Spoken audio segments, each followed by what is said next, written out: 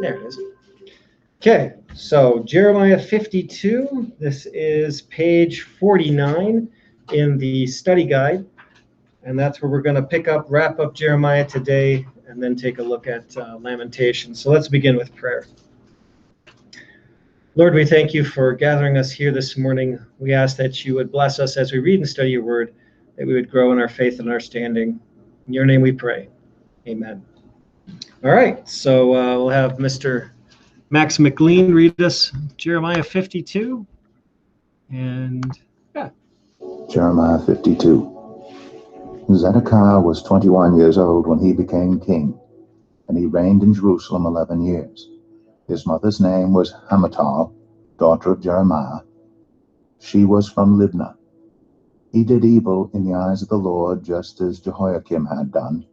It was because of the Lord's anger that all this happened to Jerusalem and Judah, and in the end he thrust them from his presence.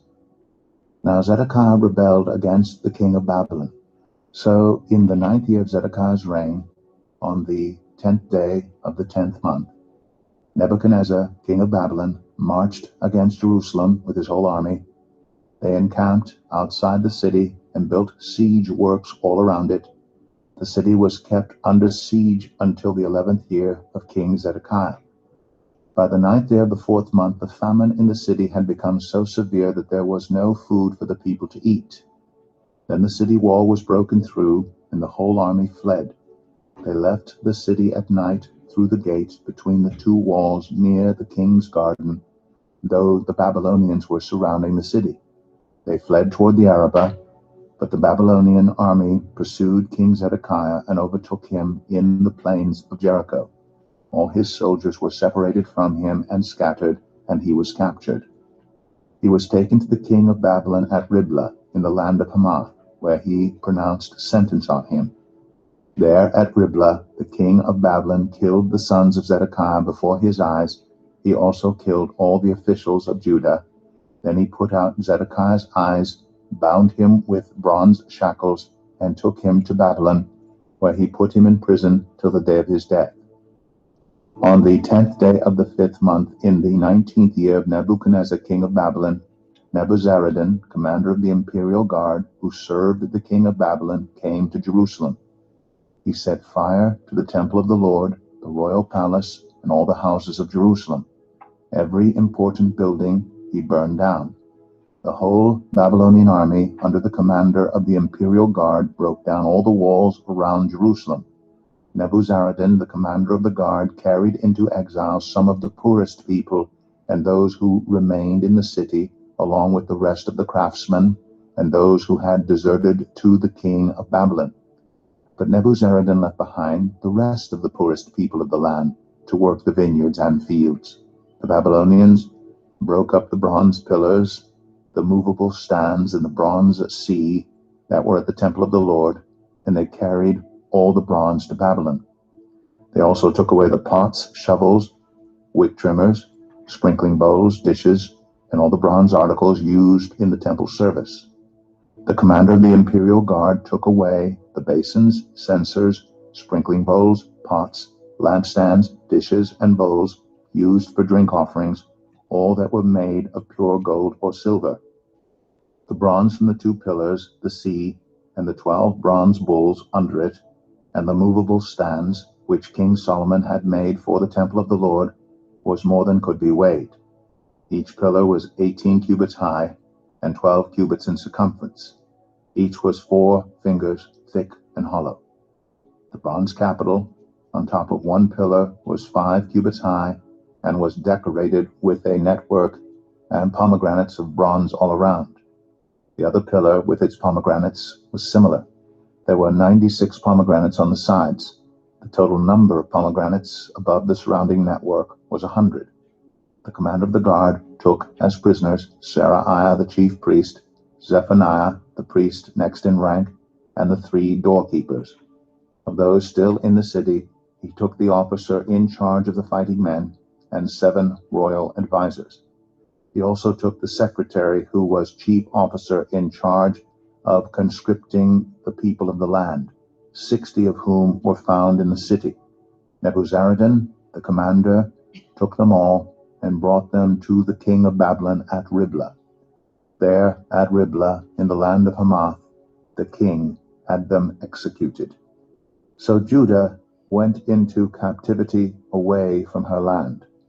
This is the number of the people Nebuchadnezzar carried into exile.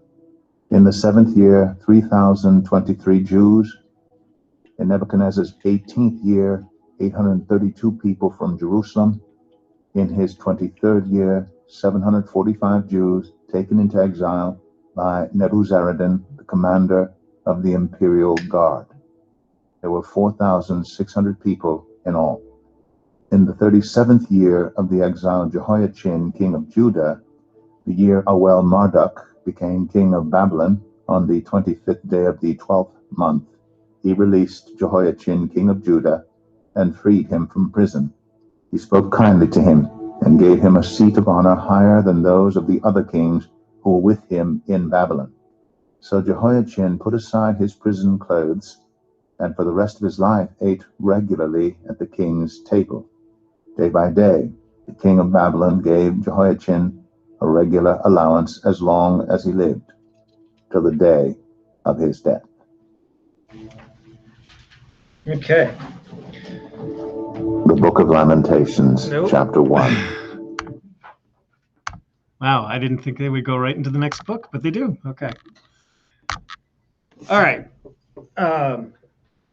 So this is a recap. We at the end of chapter 51, it said, this ends the words of Jeremiah the prophet. As you realize, there are no more prophecies that come. So most likely this last part was recorded by somebody else other than Jeremiah. It serves as a recap in order to bring the book to a conclusion. It's very similar to the account in 2 Kings chapter 25. Why do you think this postscript to Jeremiah's prophecy repeats the account of the destruction of Jerusalem, especially as you consider it's actually been recorded once already throughout Jeremiah's prophecies, and yet we have it again? So what are some reasons we might include this again? Summarization. Yeah, well, there's a summary. Yeah. Also to remind God's people of what they have done to cause themselves to be taken into captivity. Yeah, it is a good reminder. The kind of one that we've heard a lot throughout Jeremiah was a very distinct message of justice. That sins will not just go on forever and not be punished. And so by continuing this in here, it does say, yes, God does actually fulfill his words, especially about punishment. So as they thought about it, why was Jerusalem destroyed? They know exactly why. It wasn't a mystery. So there's a reason. Any other reasons why you would cap off, put this postscript in Jeremiah, including the fall of Jerusalem?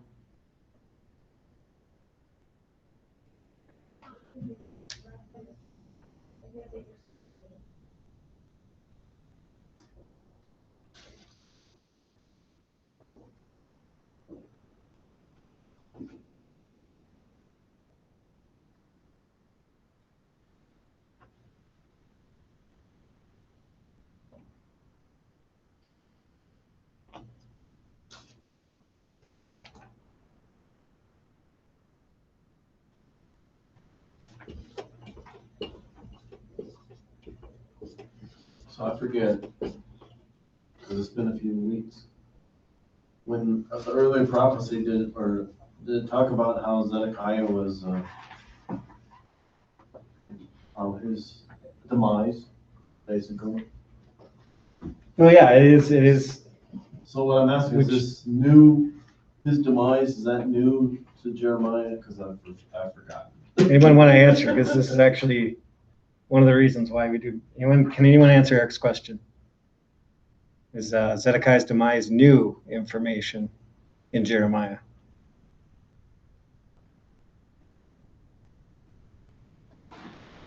Making me stretch. It's not. It was prophesied. Okay.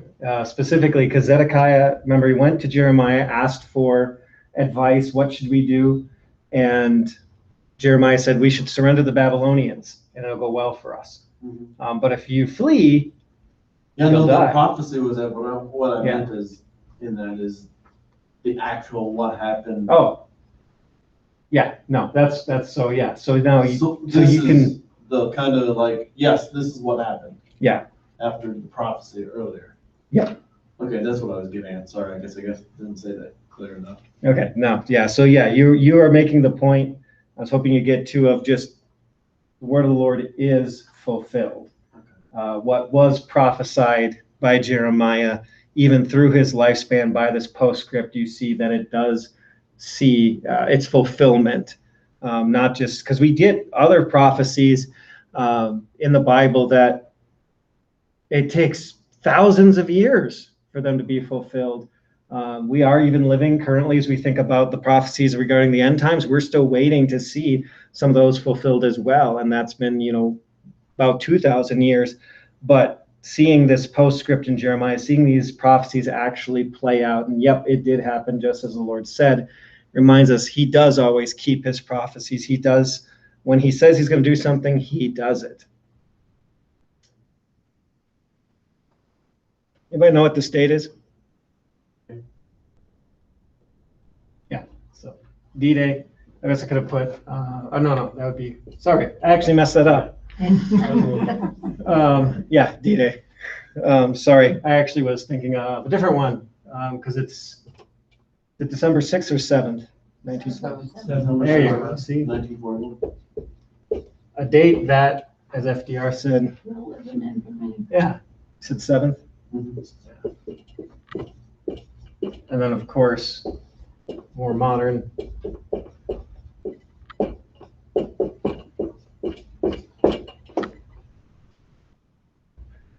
I'm going to write dates, and you know what they are, because they're just really important events. The fall of Jerusalem in 586 BC was one of these events to them.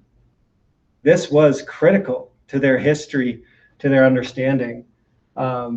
It really was kind of defining who they were as a people going forward. To lose their holy city, to lose their temple, especially because so much of their worship life, their identity, their hope was all rolled in to this event. So, I mean, to record it again, this is just, it tells us how monumental of a time it is for the Israelites. And this is one of 4 times in the Bible where it specifically records the fall of Jerusalem with these details. So again, it's just a crucial event in history. All right, as you look through that, why might this chapter contain a complete description of the plunder Nebuchadnezzar took from the temple?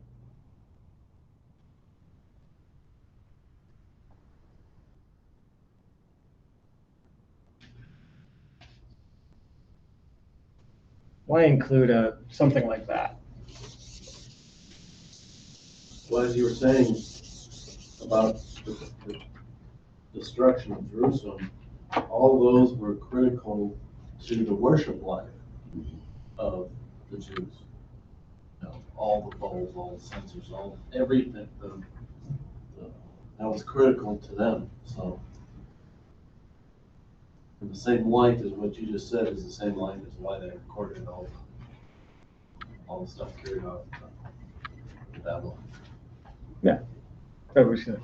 Also, earlier in the book of Jeremiah, we find that the people were trusting more and more in those last days before Nebuchadnezzar came calling for the last time. They were trusting in their temple to protect them from harm. Instead of trusting God, they had become ritualistic in their religion, in their faith, in their observance, religious observance. And more, they became focused on the outer trappings of worship rather than what was going on in their hearts and their obedience to the law. Yeah, very well said. Any other thoughts as to why I include all these temple articles in here? 2 good answers so far. Any other ones? Would those items have been made from the gold that they would have taken when they came out of Egypt? Are those the same temple items that they had? Because they No. were given. So I can answer pretty confidently no on that. If this had been the tabernacle, probably, because the tabernacle was made within months of leaving Egypt, and they used a lot of that plunder to create those. But then the temple, they make all new items for the temple. It's good thought. It's good thought. It was just kind of a curiosity on that one. But maybe if you kind of take Brenda's answer and stretch it the other way in history, they're going to bring these articles back. That's what you're going to hear in the return. That Cyrus, when he issues that edict that allows the Jews to come back and repopulate Jerusalem from exile, they are specifically sent with these articles again. So it does show, it's actually setting that up to show that, yep, and now they're going to come back. And then finally, it actually was kind of how Jeremiah was structured as a book, because it wasn't chronological order, but the last thing we heard prior to this was prophecies against Babylon. So again, this is one of the reasons why Babylon being destroyed is actually a just punishment to them. It reminds us that, yep, they still did sin against God. Okay. We kind of talked about already, why does the postscript mention the execution of Zedekiah's officials at Riblah? So that is, of course, the word of the Lord being fulfilled once again. That goes all the way back to chapter 27, verses 7 to 9. So, yeah. And then what hope does the book of Jeremiah end on?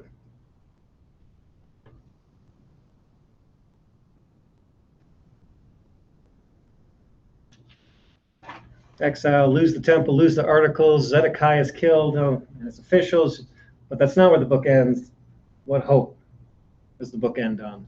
That the king that had been in prison for years was no longer being in prison, and that he was being given an allowance and fed for the rest of his life. Yeah, which, two cool things about that. One, it was prophesied, again, seeing all these fulfillments of the prophecies. And two, the line of David. Zedekiah is not the line of David. Jehoiachin is. So the promise of the Messiah is, at the very end of Jeremiah, rekindled, remembering that no, that line has not been extinguished. And so the Messiah is still coming through the line of David, as the Lord foretold. So yeah, questions on Jeremiah? So kind of that's it. That's Jeremiah. Yeah, so last week I did not have 15 more minutes to go through this. But okay. The rest of the study guide you to see that I try to include. This is from a group called the Bible Project, pages 50-51. They kind of try to outline the entire book in pictures, so you can see kind of the condensed outline of the entire book. Well, what we'll do in your Bibles, if you just flip to the next page, depending on the kind of Bible you have, you should find the book of Lamentations. Now, Lamentations, it's actually fitting, since we have the time to go through it. It is, again, most likely written by Jeremiah, written in the event of Jerusalem's destruction. So this is Jeremiah reflecting on what happened. The structure, it's 5 chapters long. Each chapter is its own poem, and there are 5 poems reflecting on the destruction of Jerusalem. So I'm just going to go ahead. We're going to have Mr. Max McLean read these for us. And here's what I want you to do. So you could just find maybe someplace on your study guide.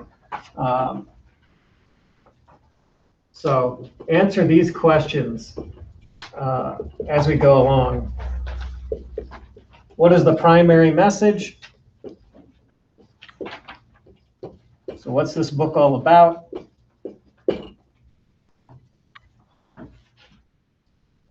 Then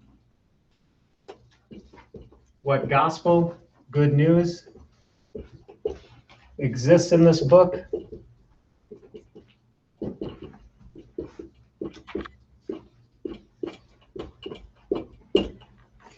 And then this,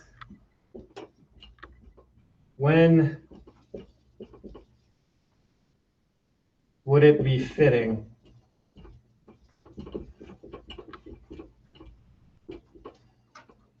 to read Lamentations or recommend it?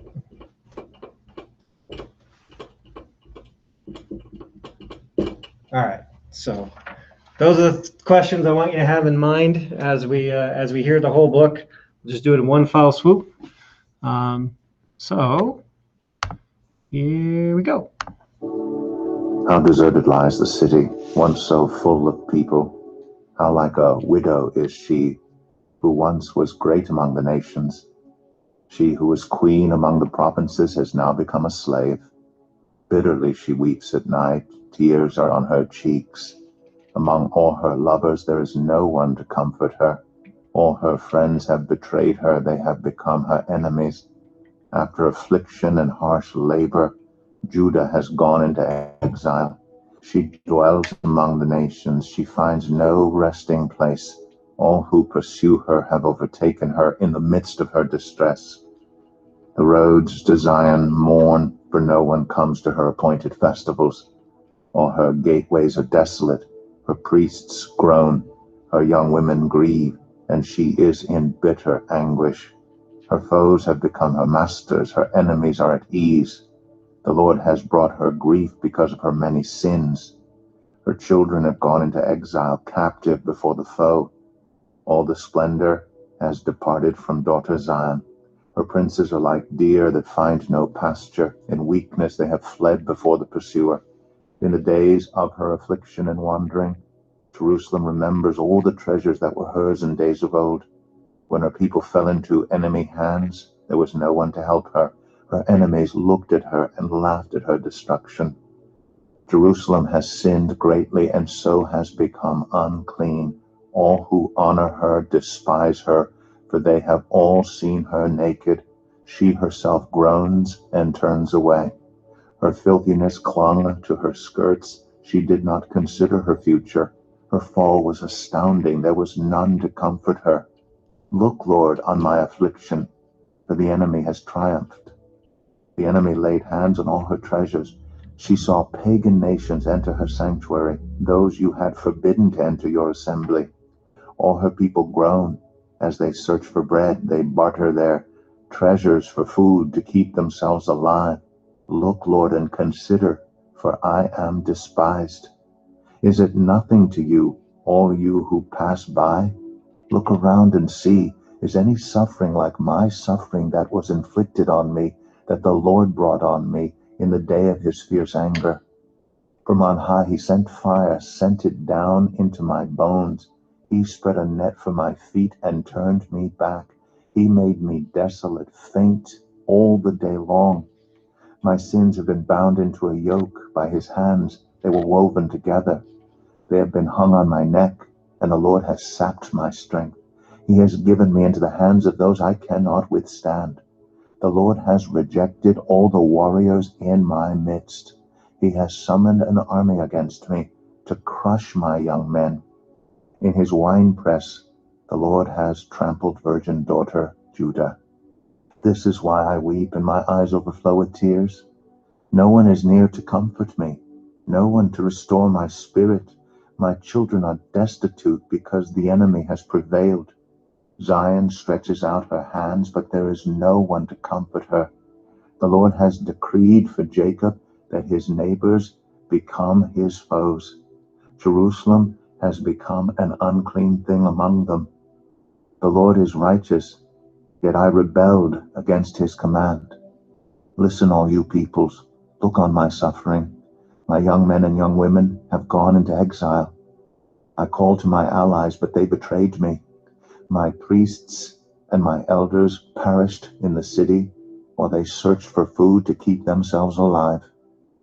See, Lord, how distressed I am.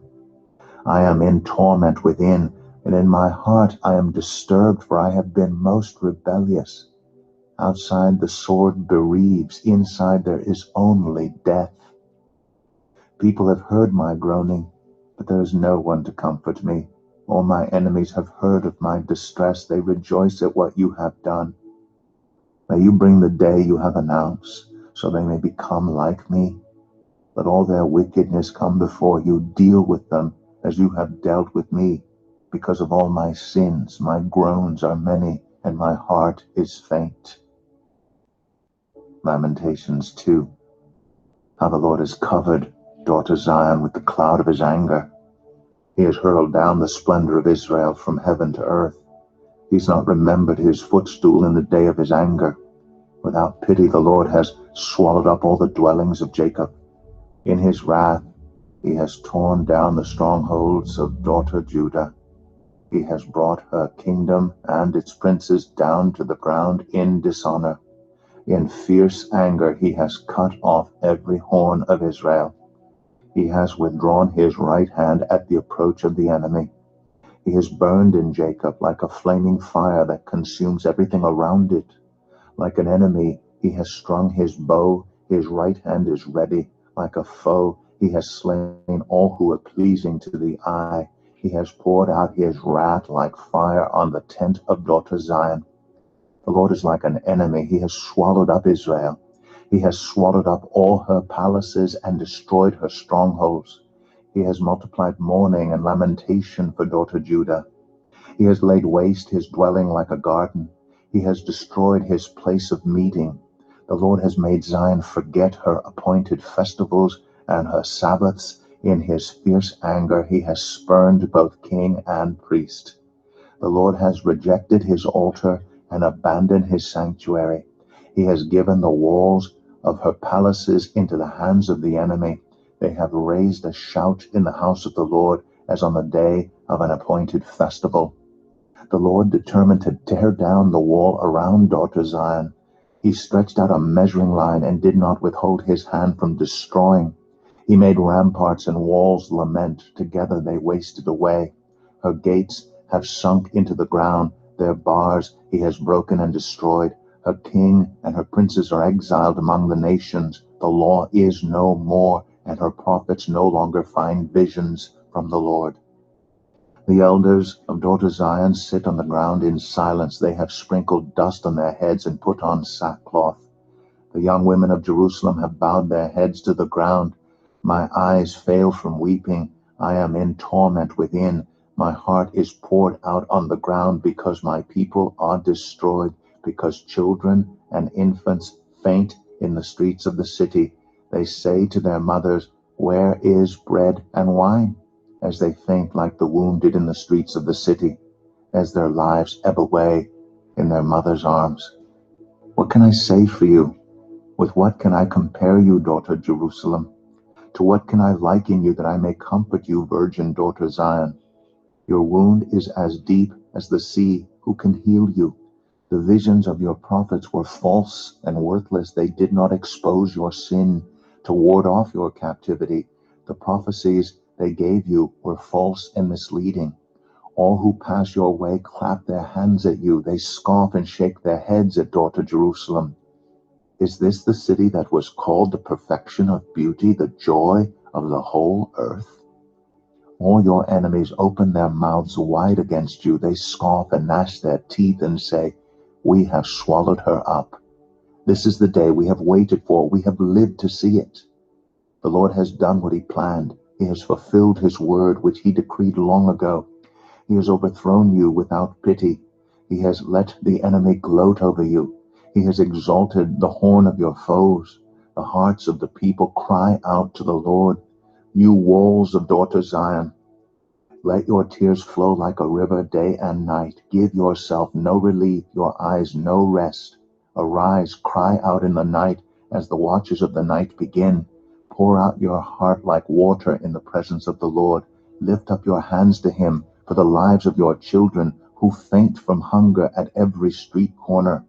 Look, Lord, and consider, whom have you ever treated like this?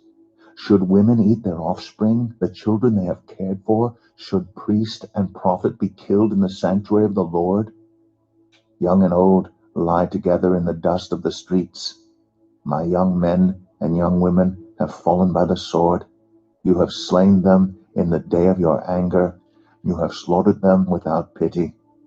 As you summoned to a feast day, so you summoned against me terrors on every side. In the day of the Lord's anger, no one escaped or survived. Those I cared for and reared, my enemy has destroyed. Lamentations 3. I am the man who has seen affliction by the rod of the Lord's wrath. He has driven me away and made me walk in darkness rather than light. Indeed, he has turned his hand against me again and again all day long. He has made my skin and my flesh grow old and has broken my bones. He has besieged me and surrounded me with bitterness and hardship. He has made me dwell in darkness like those long dead. He has walled me in so I cannot escape. He has weighed me down with chains. Even when I call out or cry for help, he shuts out my prayer. He has barred my way with blocks of stone. He has made my paths crooked. Like a bear lying in wait, like a lion in hiding, he dragged me from the path and mangled me and left me without help. He drew his bow and made me the target for his arrows. He pierced my heart with arrows from his quiver. I became the laughingstock of all my people. They mocked me in song all day long. He has filled me with bitter herbs and given me gall to drink. He has broken my teeth with gravel. He has trampled me in the dust. I have been deprived of peace. I have forgotten what prosperity is. So I say, my splendor is gone, and all that I had hoped from the Lord. I remember my affliction and my wandering, the bitterness and the gall. I well remember them, and my soul is downcast within me. Yet this I call to mind, and therefore I have hope. Because of the Lord's great love, we are not consumed, for his compassions never fail. They are new every morning. Great is your faithfulness. I say to myself, the Lord is my portion, therefore I will wait for him. The Lord is good to those whose hope is in him, to the one who seeks him. It is good to wait quietly for the salvation of the Lord. It is good for a man to bear the yoke while he is young. Let him sit alone in silence, for the Lord has laid it on him. Let him bury his face in the dust. There may yet be hope. Let him offer his cheek to one who would strike him, and let him be filled with disgrace. For no one is cast off by the Lord forever. Though he brings grief, he will show compassion. So great is his unfailing love. For he does not willingly bring affliction or grief to anyone, to crush underfoot all prisoners in the land, to deny people their rights before the Most High, to deprive them of justice. Would not the Lord see such things? Who can speak and have it happen if the Lord has not decreed it? Is it not from the mouth of the Most High that both calamities and good things come? Why should the living complain when punished for their sins? Let us examine our ways and test them, and let us return to the Lord. Let us lift up our hearts and our hands to God in heaven and say, we have sinned and rebelled, and you have not forgiven. You have covered yourself with anger and pursued us. You have slain without pity. You have covered yourself with a cloud so that no prayer can get through. You have made us scum and refuse among the nations. All our enemies have opened their mouths wide against us. We have suffered terror and pitfalls, ruin and destruction. Streams of tears flow from my eyes because my people are destroyed. My eyes will flow unceasingly without relief until the Lord looks down from heaven and sees. What I see brings grief to my soul because of all the women of my city. Those who were my enemies without cause hunted me like a bird. They tried to end my life in a pit and threw stones at me. The waters closed over my head, and I thought I was about to perish. I called on your name, Lord, from the depths of the pit. You heard my plea. Do not close your ears to my cry for relief. You came near when I called you, and you said, do not fear. You, Lord, took up my case. You redeemed my life. Lord, you have seen the wrong done to me. Uphold my cause. You have seen the depth of their vengeance, all their plots against me. Lord, you have heard their insults, all their plots against me. What my enemies whisper and mutter against me all day long. Look at them, sitting or standing. They mock me in their songs. Pay them back what they deserve, Lord, for what their hands have done. Put a veil over their hearts, and may your curse be on them. Pursue them in anger and destroy them from under the heavens of the Lord. Lamentations 4. How the gold has lost its luster, the fine gold become dull. The sacred gems are scattered at every street corner. How the precious children of Zion, once worth their weight in gold, are now considered as pots of clay, the work of a potter's hands. Even jackals offer their breasts to nurse their young. But my people have become heartless like ostriches in the desert. Because of thirst, the infant's tongue sticks to the roof of its mouth. The children beg for bread, but no one gives it to them. Those who once ate delicacies are destitute in the streets. Those brought up in royal purple now lie on ash heaps. The punishment of my people is greater than that of Sodom, which was overthrown in a moment without a hand turned to help her. Their princes were brighter than snow and whiter than milk, their bodies more ruddy than rubies, their appearance like lapis lazuli. But now they are blacker than soot. They are not recognized in the streets. Their skin has shriveled on their bones. It has become as dry as a stick. Those killed by the sword are better off than those who die of famine. Racked with hunger, they waste away for lack of food from the field. With their own hands, compassionate women have cooked their own children, who became their food when my people were destroyed. The Lord has given full vent to his wrath. He has poured out his fierce anger. He kindled a fire in Zion that consumed her foundations. The kings of the earth did not believe, nor did any of the peoples of the world, that enemies and foes could enter the gates of Jerusalem. But it happened because of the sins of her prophets and the iniquities of her priests, who shed within her the blood of the righteous. Now they grope through the streets as if they were blind. They are so defiled with blood that no one dares to touch their garments. Go away, you are unclean. People cry to them, away, away, don't touch us. When they flee and wander about, people among the nations say, they can stay here no longer. The Lord himself has scattered them. He no longer watches over them. The priests are shown no honor, the elders no favor. Moreover, our eyes failed, looking in vain for help. From our towers we watched for a nation that could not save us. People stalked us at every step, so we could not walk in our streets. Our end was near, our days were numbered, for our end had come. Our pursuers were swifter than eagles in the sky. They chased us over the mountains and lay in wait for us in the desert. The Lord's anointed, our very life breath, was caught in their traps. We thought that under his shadow we would live among the nations. Rejoice and be glad, daughter Edom, you who live in the land of Uz. But to you also the cup will be passed. You will be drunk and stripped naked. Your punishment will end, daughter Zion.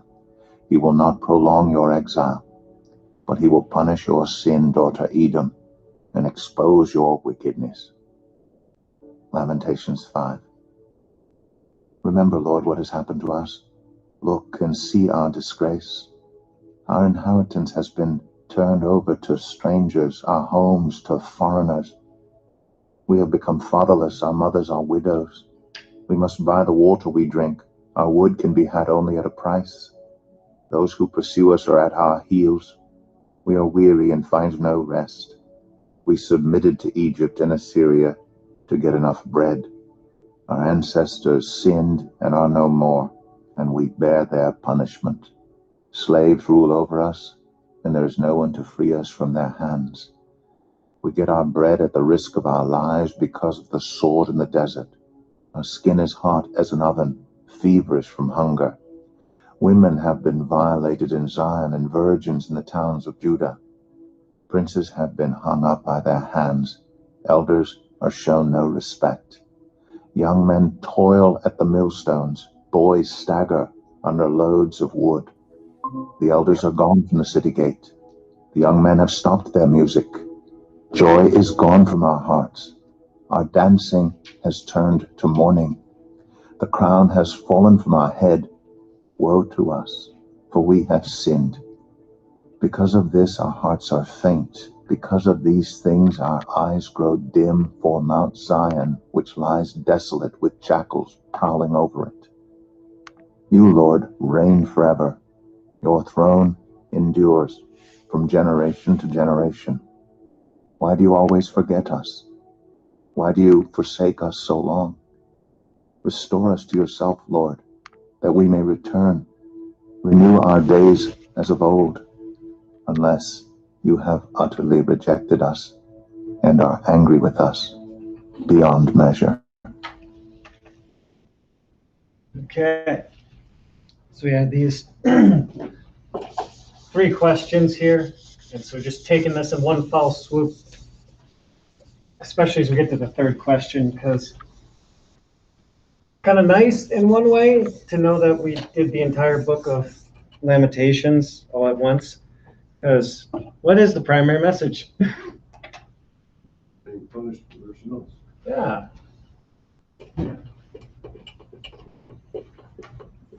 Well, the punishment, and with that, what even does Jeremiah kind of repeat over and over and over again in regards to the punishment? Was it fair? I was saying that this sounds like an earlier example of the Holocaust. It sounds like the same thing. If you read all the description of the Holocaust, it sounds just like this. And I wonder why the connection. Well, I would, with the point I was about to make, I would definitely want to not connect those two right now, because why are they being punished? Yeah, so this is a just punishment. I don't think there was anything just about the Holocaust. That was an atrocity which multiple nations band together to destroy evil. So yeah, that's not one I could step back and honestly say, yeah, the Holocaust happened for just reasons, but this, especially because of what it's tied to over and over and over again, we're seeing again that the sins are being rightly, justly punished. So yeah, that's the primary message. And this punishment, there's something else about this. Maybe you caught on, who does it apply to?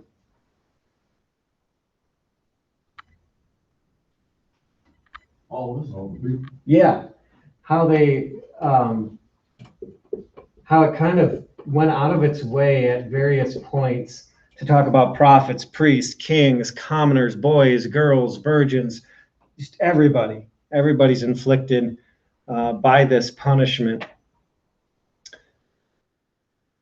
So here we can attach out to here, you know, this is the consequence of sin and unrepentance. Okay. That's pretty much it, right? So what was the gospel, the good news that was in here? Because thankfully it wasn't devoid of that.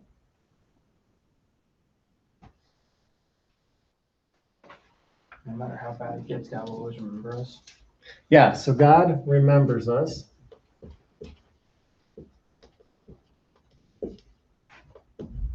And there is some really awesome, actually it's some of the best gospel almost in the entire Bible. Great is his faithfulness. You'll yell at him at that time. Yeah, God is faithful. And then even goes on to say, his mercy is new every morning. So Jeremiah had hope. Where do you find the gospel in Lamentations? You guys remember those verses? Verses 3. Yeah. Yeah. Chapter 3, in the middle of chapter 3. So it's a neat thing about Hebrew scripture, Hebrew writings. Climaxes we tend to leave to the end of our literature. Hebrew always puts it in the middle, like dead center. And the dead center of Lamentations is the gospel. His mercies are new every morning. Great is his faithfulness. There's very few passages that come so close as that to express gospel hope. Okay. There is also kind of another one, just also realizing it's a lesser gospel, I would say, but it still is. But not everyone is destroyed. It was not a complete removal of the people. There were still some. And the Lord, Lord remembers us. You can also say listens to us. Now, there are certain parts of the Bible we think, well, it's a good time to read this for this occasion.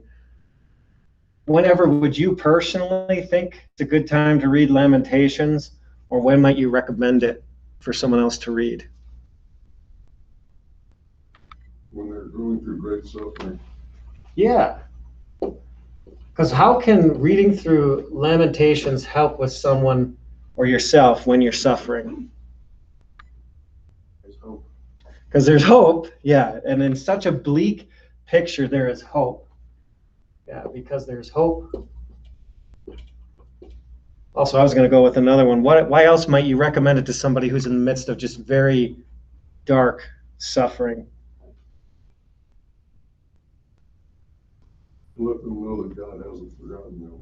Yeah, so again, that hope, God hasn't forgotten us. And sometimes those bad choices, those bad things teach us lessons. Yeah, okay. So I'll say, can I say it this way? Learn from history, learn from mistakes. Yeah, that was actually one of the things I ran across in reading through Lamentations for this. Remember, this is tied to a very specific event. This is not just my general life, this is how I always am. It's tied to a very specific event, because if we lose the fact that it's attached to a specific datable event, it kind of just seems like, wow, how can Jeremiah be just this depressed all the time? For what reason? But no, I mean, he has a reason to be, and that's what I would say another good reason when you're talking to somebody going through suffering. I'll say it this way. How do you actually verbalize your suffering to God? How do you articulate it? And Jeremiah does. I mean, some of the things that he says in here, I think some of us just kind of, wait, can I say that? Can I say God is like an enemy? Can I say that God has made me scum? Can I say that he's pierced my heart with arrows? Yes, you can. Jeremiah the prophet did. He's expressing just how thorough this grief and this suffering was. And so for us, remember, this is written by a believer. He's not writing this from a place of unbelief. He's writing this from a place believing that God is faithful. His mercies are new every morning. So it's a way to teach us to articulate grief and suffering. And I thought that was a pretty powerful thing. As I was reading through, I'm like, yeah, it's one of the things we take for granted. Almost like, no, we shouldn't express grief. No, we should. We should. But, with that in mind still, too.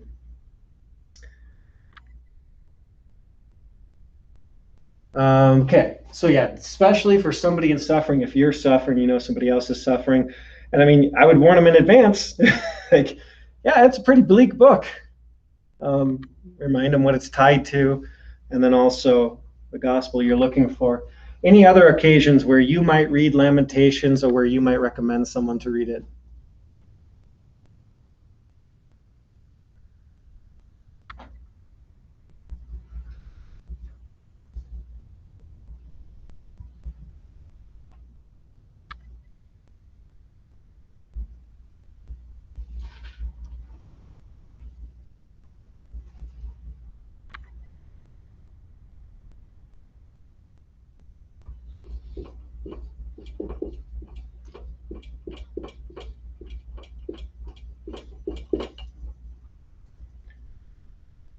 sadly, if someone thinks it's fine that I hold on to my sin,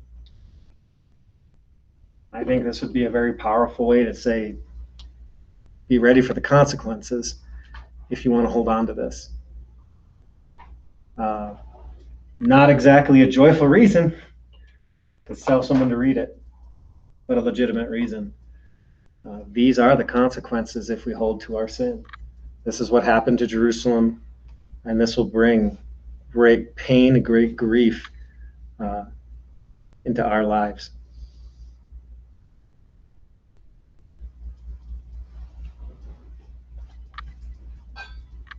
Okay, good?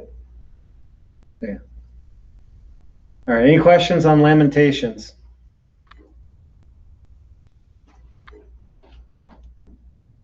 Some of you are looking thoughtful.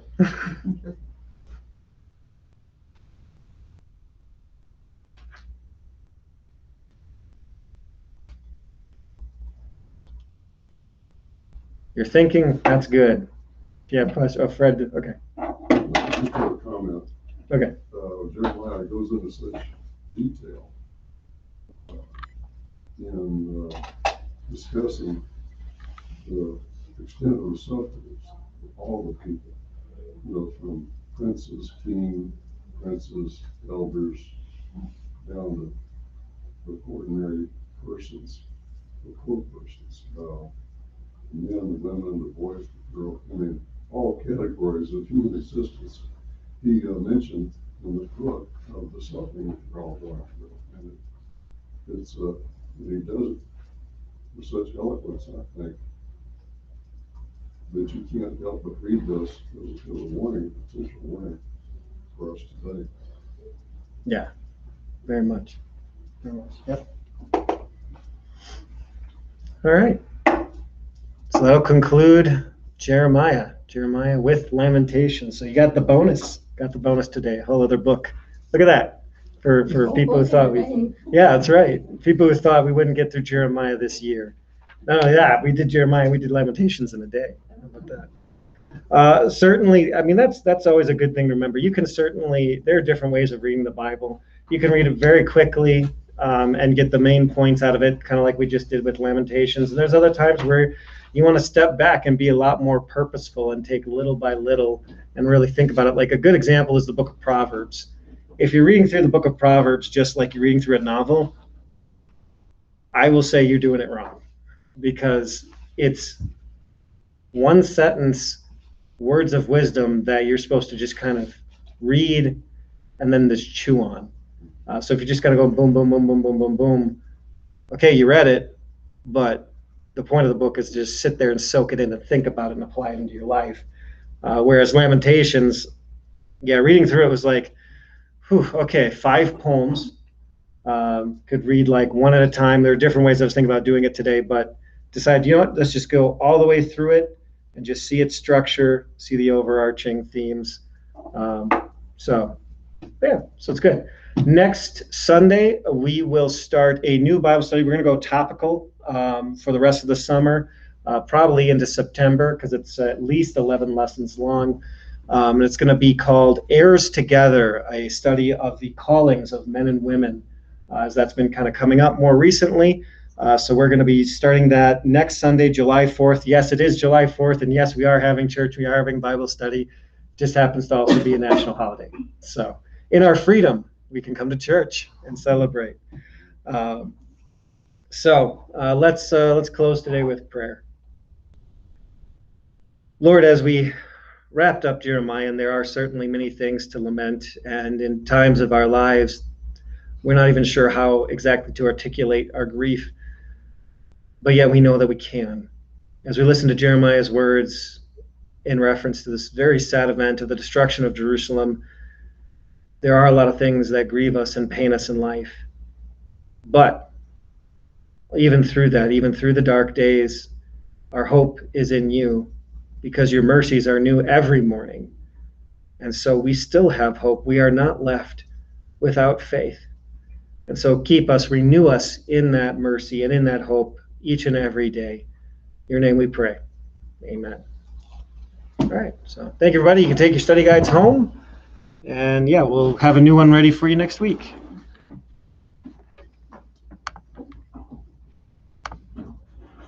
Poor Jews get it.